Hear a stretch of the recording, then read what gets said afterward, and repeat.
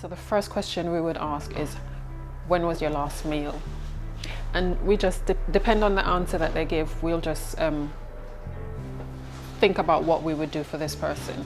So the food banks don't necessarily cater for people who are homeless. In fact, we rarely cater for people who are homeless.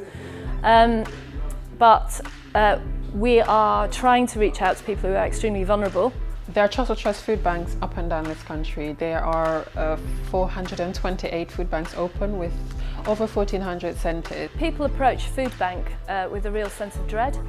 So the minute that someone actually steps over a threshold of a food bank, they realise actually that their lives have hit rock bottom. They're actually having to beg for food for themselves and their families. I don't know where to go. When I first came here, I just broke down in tears because I thought, how did it come to this? Why am I here? Coming to the food bank today is like cut off point. Basically, I had to come to the food bank today. I got no other choice. You basically run out of food. You've got no money left until probably when you sign on. Next time you sign on benefit, that's going to be another week on. So it's going to go to the following weekend before you receive that. So you got no choice. What do? You start thinking in your mind, well, go to the food bank. I think the people we do see, they come from all walks of life. So for instance, anyone can have a catastrophe.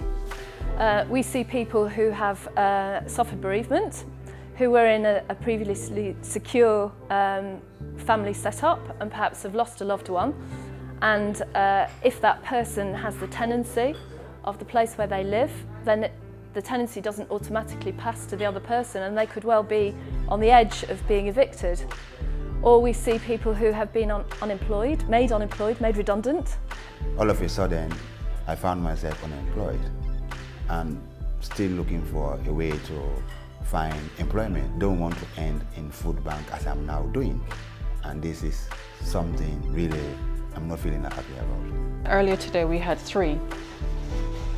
we had 4 people came in just to get something to eat, and I think one of the gentlemen said to me that he'd not had anything for about 3 days. He's been on the street for 2 weeks and he's been eating like chips and, from the bins, but he's not had anything in about 3 days. So without food bank, I think people will die. Someone like me will starve to death.